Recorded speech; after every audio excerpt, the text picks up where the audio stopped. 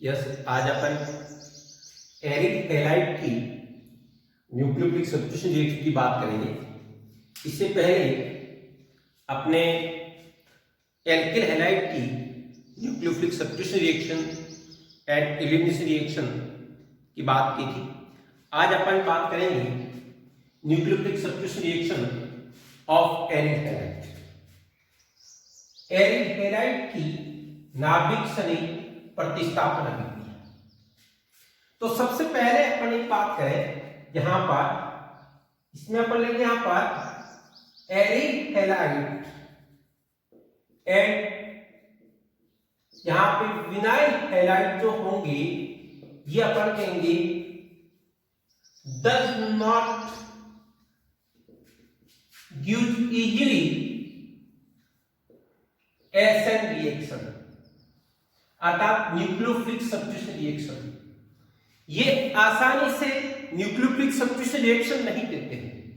SN अर्थात अपन बात कर रहे हैं यहां पे ये न्यूक्लियोफिलिक जो है वो सब्स्टिट्यूशन रिएक्शन आसानी से ये नाभिक क्षणिक प्रतिस्थापन अभिक्रिया नहीं देते, क्योंकि जरा ध्यान दीजिए, जैसे कि एरिक हैलाइड की बात करें यहां पर, ये एरिक हैलाइड लिया, इस एरिक हैलाइड के अंदर इस एरिक हैलाइड लिया, रेजोनेंस के कारण, अनुनाद के कारण यहां पे कार्बन और हैलोजन के मध्य डबल बॉन्ड कैरेक्टर आ जाता है। जैसे ये रेजोनेंस के कारण यहां पे इसके बीच में ये डबल बॉन्ड कैरेक्टर आ गया, तो X प्लस ये 2 रेजोनेंस हो गया, तो यहां पर ये माइनस और ये इसी प्रकार से आगे और एल्जेब्रिक स्ट्रक्चर लिख सकते हैं। अर्थात कहने का ये हुआ कि भाई ये एरिक हैलाइड एल्किल हैलाइड की तरह आसानी से नाभिक क्षणिक प्रतिस्थापन अभिक्रिया क्यों नहीं देगा, तो अपन कहेंगे क्योंकि अनुनाद के कारण, रेजोनेंस के कारण यहां कार्बन और हैलोजन के बीच में डबल बॉन्ड कैरेक्टर आ गया, और इस डबल बॉन्ड कैरेक्टर आने के कारण यह अपन कहेंगे इजीली न्यूक्लियोफिलिक सब्स्टिट्यूशन रिएक्शन नहीं देगी। इसी प्रकार आप यहां पर जैसे कि विनाइल ये हैलाइड लिया, ये भी अपन कहेंगे इजीली न्यूक्लियोफिलिक सब्स्टिट्यूशन रिएक्शन नहीं देंगे, आसानी से नाभिक क्षणिक प्रतिस्थापन अभिक्रिया ये नहीं देंगे। यहां पर भी रीजन यही होगा, क्योंकि यहां पर भी अपन अनुनाद के कारण, रेजोनेंस के कारण यदि बात करें तो इसके अंदर यहां पे ये negative HCX double bond X plus, अर्थात यहां पर भी रेजोनेंस के कारण इस कार्बन और हैलोजन के बीच में डबल बॉन्ड कैरेक्टर आ गया। ठीक है, तो इसलिए अपन कह रहे हैं कि एरिक हैलाइड, ठीक है ना, एरिक हैलाइड एंड यहां पर जो विनाइल हैलाइड है ये इजीली न्यूक्लियोफिलिक सब्स्टिट्यूशन रिएक्शन नहीं देंगे, क्योंकि अनुनाद के कारण कार्बन और हैलोजन के मध्य डबल बॉन्ड कैरेक्टर आ जाता है। तो फिर आप कहोगे भाई यहां पर ये एरिक हैलाइड की जो न्यूक्लियोफिलिक सब्स्टिट्यूशन रिएक्शन लिखी है ये कैसे होगी? ये पॉसिबल है। अपन कहेंगे यहां पर कह सकते हैं जो एरिक हैलाइड जो है ये gives nucleophilic substitution reaction, nucleophilic substitution reaction at high temperature and pressure. अर्थात हाई टेम्परेचर और प्रेशर, अलग अलग रिएक्शन के लिए अलग अलग टेम्परेचर होगा, अलग अलग प्रेशर होगा, लेकिन आपको यहां पर टेम्परेचर या प्रेशर की जरूरत पड़ेगी। एंड इसमें आप कहेंगे और आल्सो प्रेजेंस ऑफ कैटलिस्ट। हाँ, तो अपन ये कह रहे हैं कि एरिक हैलाइड जो है वो इजीली न्यूक्लियोफिलिक सब्स्टिट्यूशन रिएक्शन नहीं देते हैं, लेकिन पॉसिबल है। पॉसिबल कैसा होगा? यहां पर अपन कह रहे हैं ये एरिक हैलाइड की रिएक्शन जो पॉसिबल होगी at high temperature and pressure या इन प्रेजेंस ऑफ कैटलिस्ट। ठीक है, तो प्रेजेंस ऑफ कैटलिस्ट अलग अलग रिएक्शन के लिए चाहिए। कैटलिस्ट की प्रेजेंस में, टेम्परेचर प्रेशर की प्रेजेंस में अपन कहेंगे एरिक हैलाइड जो है वो न्यूक्लियोफिलिक सब्स्टिट्यूशन रिएक्शन दे सकते हैं। नॉर्मल कंडीशन के अंदर ये अपन कहेंगे न्यूक्लियोफिलिक सब्स्टिट्यूशन रिएक्शन नहीं देंगे। तो अब अपन बात करेंगे जब ये न्यूक्लियोफिलिक सब्स्टिट्यूशन रिएक्शन देते हैं तो किस प्रकार से इनकी न्यूक्लियोफिलिक सब्स्टिट्यूशन रिएक्शन होगी, इनकी मैकेनिज्म क्या रहेगी, इसकी अपन चलो बात करते हैं यहां पर। तो सबसे पहले अपन यहां पर एरिन हैलाइड के लिए बात करें, जैसे इसमें ये एरिन हैलाइड लिया मैंने, ये एरिन हैलाइड लिया, ठीक है। तो यहां पर ये कोई एरिन हैलाइड लिया, इसके अपन को न्यूक्लियोफिलिक सब्स्टिट्यूशन रिएक्शन करानी है, ये कोई न्यूक्लियोफाइल लिया। तो मैंने पहले कहा नॉर्मल कंडीशन में पॉसिबल नहीं है, लेकिन यहां पे in presence of temperature and pressure, ठीक है, उस कंडीशन में इस आक्रमणकारी न्यूक्लियोफाइल के द्वारा यहां से जो लिविंग न्यूक्लियोफाइल एक्स है उसका यहां से प्रतिस्थापन संभव है, और इस प्रकार से नाभिक शरीर प्रतिस्थापन अभिक्रिया के फलस्वरूप ये आक्रमणकारी न्यूक्लियोफाइल जुड़ जाएगा और यहां से ये लिविंग न्यूक्लियोफाइल जुड़ जाएगा, ठीक है। तो मैं ये कह रहा हूं कि यहां पर पॉसिबल है in presence of temperature and pressure, ठीक है। अब कैसे होगी, इसकी मैकेनिज्म क्या होगी, तो जरा ध्यान देना, जहां पर अपन इसकी मैकेनिज्म को देखते हैं। तो सबसे पहले यहां पे जैसे ही आक्रमणकारी न्यूक्लियोफाइल यहां आक्रमण करेगा, ठीक है, तो यहां बेंजीन रिंग पर X जुड़ा हुआ है, आप जानते हैं इसका प्लस R है, प्लस R के कारण ये पाई इलेक्ट्रॉन जो है इधर आएंगे, तो यहां माइनस आएगा, यहां प्लस आएगा। तो ये जैसे ही आक्रमणकारी जो न्यूक्लियोफाइल है, यहां पर अपन ये कह रहे हैं कि ये जो आक्रमणकारी न्यूक्लियोफाइल है ये यहां पे अटैक करेगा, ठीक है। तो जैसे यहां पे अटैक किया है यहां का न्यूक्लियोफाइल, तो इंटरमीडिएट अपने पास ये स्पीशीज आ गई, इंटरमीडिएट की स्पीशीज अपन देखें यहां पर, तो ये इंटरमीडिएट स्पीशीज ये यहां पर आक्रमणकारी न्यूक्लियोफाइल जुड़ गया, लिविंग ग्रुप ये है, ये इलेक्ट्रॉन आ गया माइनस और ये इंटरमीडिएट स्पीशीज बनी, ठीक है। अब ये जो इंटरमीडिएट स्पीशीज बनी है, अपन जानते हैं इसमें रेजोनेंस पॉसिबल है, जैसे कि अपन करेंगे ये इलेक्ट्रॉन इधर आ सकते हैं और ये इलेक्ट्रॉन यहां जा सकते हैं, अर्थात यहां पर अगली इसकी रेजोनेंट स्ट्रक्चर लिखे अपन तो ये स्थिति बन जाएगी। आप अगली यदि इसकी रेजोनेंट स्ट्रक्चर लिखे हैं, ठीक है, तो यहां पे ये माइनस आ गया और ये अटैकिंग न्यूक्लियोफाइल और ये X, फिर अपन कहेंगे फिर यहां पर ये जैसे ही इलेक्ट्रॉन इधर आएंगे और ये इलेक्ट्रॉन इधर आ गए, तो इसकी अगली रेजोनेंट स्ट्रक्चर अपन यदि लिखें तो ये रहेगी यहां पे नेगेटिव और ये X, अर्थात ये जो इंटरमीडिएट स्पीशीज बनी है ना, इसकी रेजोनेंट स्ट्रक्चर लिखी मैंने। तो इंटरमीडिएट स्पीशीज क्या बना, कार्बन है, ये भी कार्बन पे नेगेटिव है, कार्बन पे नेगेटिव, तो इंटरमीडिएट यहां पे क्या बना है, इंटरमीडिएट यहां पे बना है कार्बन है, ठीक है। और दूसरी बात, ये जो तीन इंटरमीडिएट स्पीशीज जो लिखी मैंने, जो रेजोनेंट स्ट्रक्चर है, इन तीनों को मिलाकर अनुनादी संरचनाओं को मिलाकर अपन एक अनुनादी संरचना लिखते हैं जिसको कहते हैं संकृत अनुनादी संरचना, हाइब्रिड रेजोनेंट स्ट्रक्चर। तो इन तीनों को मिलाकर अपन यहां पे एक रेजोनेंट स्ट्रक्चर लिखे हैं, हाइब्रिड रेजोनेंट स्ट्रक्चर जिसको कहते हैं, जैसे ये आ गया यहां पर X, ये तो यहां पर रेजोनेंट जैसे देखिए ये नेगेटिव यहां से यहां तक रेजोनेंस कर रहा है, जैसे पहले यहां आ गया, फिर यहां आ गया, फिर यहां गया, इसका मतलब पूरे रिंग पर डिलोकलाइज नहीं हो रहा है, ये यहां से यहां तक रेजोनेंस कर रहा है, अर्थात ये यहां पर से अपन कह सकते हैं यहां से ये यहां तक रेजोनेंस कर रहा है और यहां पर ये आ गया नेगेटिव। इस इंटरमीडिएट स्पीशीज को क्या कहते हैं, यहां पर अपन कहेंगे सिग्मा कॉम्प्लेक्स, ठीक है, सिग्मा कॉम्प्लेक्स। इन तीनों रेजोनेंट स्ट्रक्चर को मिला के एक संकृत अनुनादी संरचना लिखी जिसको कहते हैं सिग्मा कॉम्प्लेक्स, ठीक है।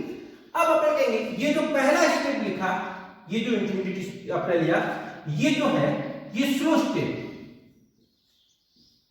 ये स्लो स्टेप, और स्लो स्टेप आप जानते हो कैसा होगा, ये है RDS, ठीक है, ये स्लो स्टेप है और स्लो स्टेप होगा दर पर, और दूसरा स्टेप होगा फास्ट स्टेप है, दूसरा यहां पर ये स्लो स्टेप है और ये यहां पे कैसा होगा फर्स्ट स्टेप होगा। दूसरे स्टेप में क्या होगा, फिर अपन कहेंगे यहाँ पर जैसे ये इलेक्ट्रॉन इधर आएंगे और यहाँ से लिविंग ग्रुप हट जाएगा और यहाँ पे आक्रमणकारी न्यूक्लियोफाइल जुड़ गया और लिविंग ग्रुप यहाँ से हट गया। अर्थात आक्रमणकारी न्यूक्लियोफाइल के द्वारा लिविंग न्यूक्लियोफाइल एक्स का यहाँ से क्या हो गया, प्रतिस्थापन। ठीक है, तो इंटरमीडिएट पूछा गया तो इसमें यदि पूछा क्या बनता है तो कार्बेनाइन पर कह सकते हो। ठीक है, सिग्मा कॉम्प्लेक्स इन सब का जो संयुक्त अनुनादी संरचना बनी है, जिसको संकृत अनुनादी संरचना है, इसको अपन क्या कहते हैं, सिग्मा कॉम्प्लेक्स। बाकी इंटरमीडिएट क्या बन जाए यहाँ पे, कार्बेनाइन। ठीक है, हाँ, तो अपन कह रहे हैं कि इस तरीके से एट हाई टेम्परेचर प्रेशर पे अपन देखें तो ये रिएक्शन पॉसिबल है। नाभिक संधि प्रतिस्थापन अभिक्रिया जो है वो इस तरीके से अपन कहेंगे संभव है। अब अपन इसके कुछ एग्जांपल लेके देखें यहाँ पर किस तरीके से क्या होगा। अब दूसरी सबसे बड़ी बात अपन यहाँ पे कह रहे हैं, ये कह रहे हैं जैसे ये जो एरिल हैलाइड है, ठीक है, इस एरिल हैलाइड के अंदर मैं यहाँ पे बात ये करूं जैसे कि यहां पर जैसे रेट ऑफ रिएक्शन की बात करें, न्यूक्लियोफिलिक सब्स्टिट्यूशन, जैसे यहां पर एरिल हैलाइड के रूप में मैं यहां पे एक ले लिया ये फ्लोरोबेंजीन, दूसरा यहां पे लिया ये क्लोरोबेंजीन, ये आ गया यहां पर ब्रोमोबेंजीन और एक ये आ गया आयोडीन। ये जिसे एरिल हैलाइड है। अब अपन इन एरिल हैलाइड की न्यूक्लियोफिलिक सब्स्टिट्यूशन रिएक्शन की रेट की बात करेंगे। ठीक है, उससे पहले एक बात अपन यहां पे और करना चाह रहे हैं, वो ये है कि ये जैसे नाभिक संधि प्रतिस्थापन अभिक्रिया हुई है किस मैकेनिज्म से हुई है, SN1 है या SN2 है या कोई और मैकेनिज्म है। तो जरा ध्यान दीजिए, ये जो नाभिक संधि प्रतिस्थापन अभिक्रिया है ये इसको अपन न तो केवल SN1 मैकेनिज्म कह सकते हैं न केवल SN2 कह सकते हैं। ये मैकेनिज्म होगी कौन सी, AR-SN2 मैकेनिज्म।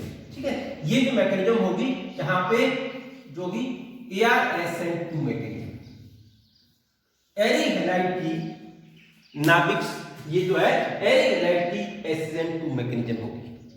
ठीक है ना, ध्यान देना, केवल SN1 होते हैं, वो एल्किल हैलाइड की जो आपने पढ़ी है जिसके अंदर सबसे पहले लिविंग ग्रुप हटता है, इंटरमीडिएट कार्बोकेटाइन बनता है। SN2 मैकेनिज्म जो आपने पढ़ी थी एल्किल हैलाइड की, जिसमें लिविंग ग्रुप का हटना होगा, आक्रमणकारी न्यूक्लियोफाइल का जुड़ना होगा, अर्थात इंटरमीडिएट के रूप में वहां ट्रांजिशन स्टेट बनती है। वो रिएक्शन एक स्टेप में थी, ये देखा जाए तो रिएक्शन कितने स्टेप में हो रही है, 2 स्टेप में हो रही है। 2 स्टेप में SN1 होती है, लेकिन ये SN1 नहीं, इंटरमीडिएट कार्बोकेटाइन नहीं बनता है।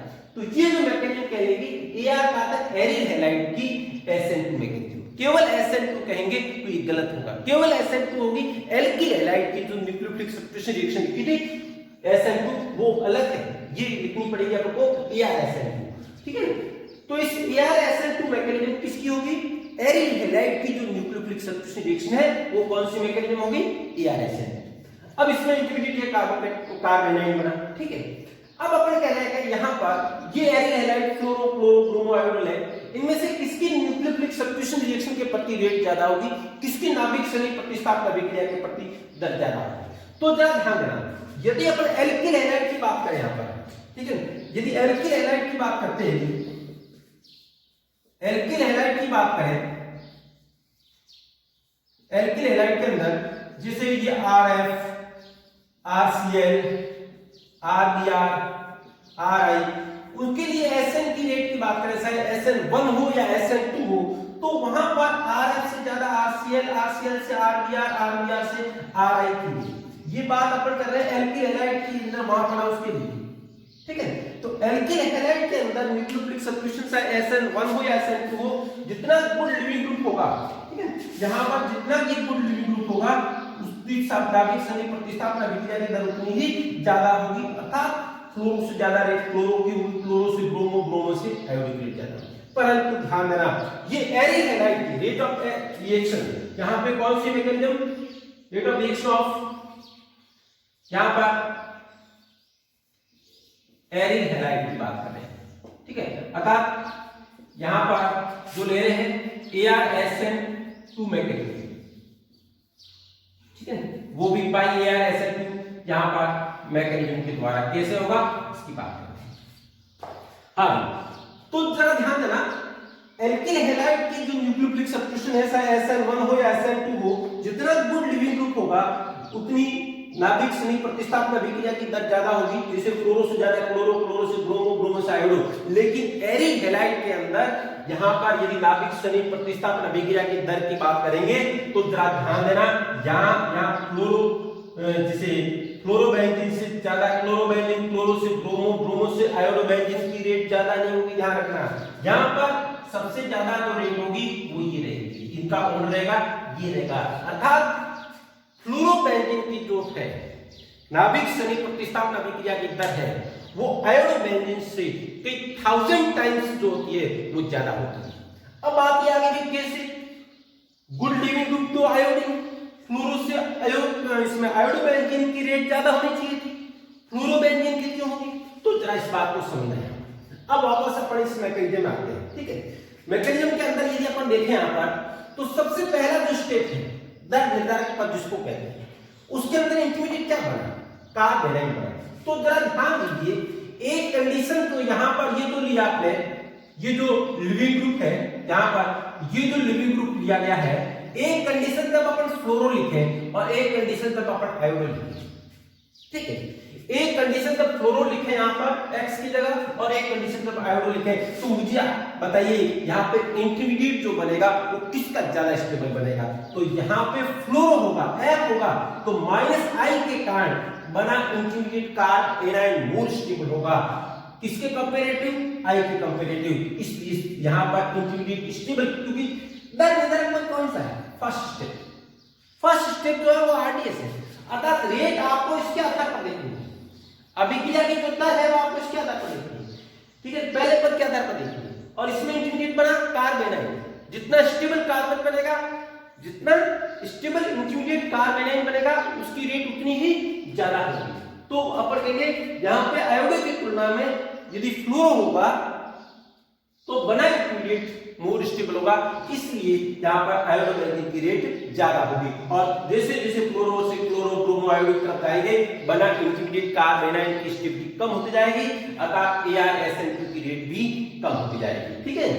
दूसरी बात अपन ये भी कह सकते हैं कि यहाँ पर जब फ्लोरो होगा उसका प्लस R ज्यादा है, प्लस R के कारण तुरंत इलेक्ट्रॉन इधर चले जाएंगे, ठीक है। इसका पोलराइजेशन ज्यादा होगा, इसलिए आक्रमणकारी न्यूक्लियोफाइल के आक्रमण करने की रेट ज्यादा होगी। इसी के आधार पर भी कह सकते हो कि फ्लोरो की जो है वो नाभिक सनी प्रतिस्थापन अभिक्रिया के दर ज्यादा होगी, ठीक है ना।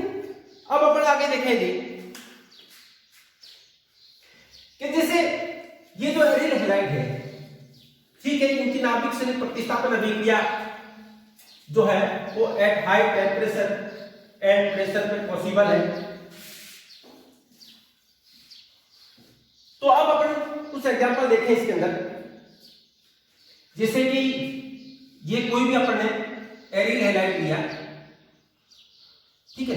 यहाँ पे ये क्लोरोबेंजीन ले लें, अब यहाँ पे इसकी रिएक्शन यहाँ पे एक्वस NaOH के साथ करा दें, तो यहाँ पे एक्वस NaOH के साथ यदि कराएंगे तो ये तो यहाँ पे कैटलिस्ट लेने पड़ेंगे और आपको टेम्परेचर एंड प्रेशर रखना पड़ेगा। तो उसके अंदर हम कह सकते हैं आक्रमणकारी न्यूक्लियोफाइल कौन है? OH। ये आक्रमणकारी न्यूक्लियोफाइल यहाँ से किसका प्रतिस्थापन करेगा? इससे लिविंग ग्रुप Cl का प्रतिस्थापन करेगा। ये यहाँ पर जो आक्रमण करेगा इसका प्रतिस्थापन करेगा। और मैकेनिज्म कौन सी होगी? अभी आपने लिया था बाय ArSN2 मैकेनिज्म, ठीक है ना। SN2 मैकेनिज्म के द्वारा होगा तो इसका प्रतिस्थापन हो जाएगा और उस प्रकार के प्रतिस्थापन से यहाँ पे अपन देखेंगे तो ये OH, ठीक है ना। और यहाँ से ये लिविंग ग्रुप Cl निकल जाएगा और इस तरीके से तो कहने का है एरिल हैलाइड। और भी कोई आप रिएक्शन ले लें, जैसे कि ये अपने क्लोरोबेंजीन लिया, ठीक है, इसकी रिएक्शन अमोनिया के साथ कराए, क्यूप्रस ऑक्साइड कैटलिस्ट की प्रेजेंस में टेम्परेचर प्रेशर, तो यहाँ पे भी ये आक्रमणकारी न्यूक्लियोफाइल ये यहाँ क्या करेगा और यहाँ से Cl का सब्स्टिट्यूशन करेगा। तो इस प्रकार से नाभिक सनी प्रतिस्थापन अभिक्रिया के द्वारा यहाँ पे ये बन जाएगा एल्यूमिनियम, ठीक है। ये भी अपन कहेंगे जो बनेगा वो किसके द्वारा? ये भी कह सकते हैं बाई ArSN2 मैकेनिज्म के द्वारा। तो एरिन हैलाइड की जो है वो नाभिक स्तरीय प्रतिस्थापन अभिक्रिया दे सकते हैं, और वो भी देंगे कौन सी, ArSN2 मैकेनिज्म के द्वारा आप दे सकते हैं। हाई टेम्परेचर प्रेशर की रिक्वायरमेंट होगी, अलग अलग कैटेलिस्ट की रिक्वायरमेंट होगी।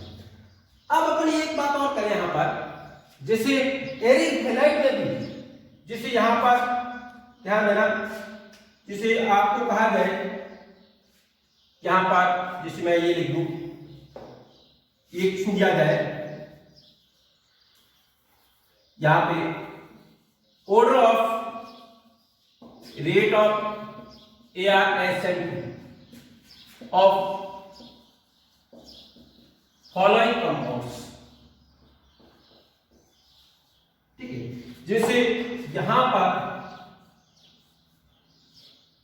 एक क्लोरोबेंजीन लिया, इसी प्रकार से दूसरा यहां पर ये कंपाउंड लिया, यहां पर, और यहां पर देखें ये कंपाउंड लें और ये लिया। इन एरिन हैलाइड की अपन को नाभिक स्तरीय प्रतिस्थापन अभिक्रिया की दर की बात करनी है, ठीक है ना। हाँ, order of rate of ArSN2 of following compounds, ठीक है, किसकी ज्यादा होगी, इन कंपाउंड की नाभिक स्तरीय प्रतिस्थापन अभिक्रिया के प्रति दर की बात करें। तो जरा ध्यान देना। अब मैं यहाँ पे एक शॉर्ट से आपको ये बताऊं कि दिस एरिन हैलाइड की यदि ऑर्थो या पैरा पर जितने प्रबल विसक्रियकारी समूह होंगे, एरिन हैलाइड के ऑर्थो या पैरा पर जितने प्रबल विसक्रियकारी समूह होंगे, नाभिक स्तरीय प्रतिस्थापन अभिक्रिया की दर उतनी ही ज्यादा है। ध्यान दें बात को। जैसे यहां पे NO2, जैसे अपन जानते हैं ये NO2 आ गया, यहां पर ये जैसे NO2 लिया गया है, ये NO2 लिया गया है, ये -R इफेक्ट वाला, यहां पर ये भी NO2 -R भी है, -I भी है, यहां पर ये NO2 है, -R का भी है, -I भी है, ये जो NO2 लिए गए हैं, ठीक है, ये सभी यहां पे देखा जाए -R -I, ये भी -R -I, अर्थात जितने प्रबल विसक्रियकारी समूह होंगे ऑर्थो पैरा पर, नाभिक स्तरीय प्रतिस्थापन अभिक्रिया की दर उतनी ही ज्यादा होगी। अब आपको वे क्यों, क्योंकि जितना प्रबल विसक्रियकारी समूह होगा अपन कहेंगे बना इंटरमीडिएट कार्बेनाइन होगा, वो उसकी उतनी ही ज्यादा स्टेबल होगा, और जितना स्टेबल इंटरमीडिएट कार्बेनाइन बनेगा उसकी रेट उतनी ही ज्यादा होगी। इसलिए अपन कह रहे हैं एरिन हैलाइड के अंदर जितना प्रबल विसक्रियकारी समूह होगा, इंटरमीडिएट उतना ही ज्यादा स्टेबल बनेगा कार्बेनाइन, और जितना स्टेबल इंटरमीडिएट कार्बेनाइन बनेगा रेट उतनी ही ज्यादा होगी। इसलिए अपन कहेंगे यहां पर इनकी नाभिक स्तरीय प्रतिस्थापन अभिक्रिया के प्रति दर की बात करेंगे तो ये, ठीक है। Okay, thanks. नेक्स्ट अपन अगली क्लास में बात करेंगे।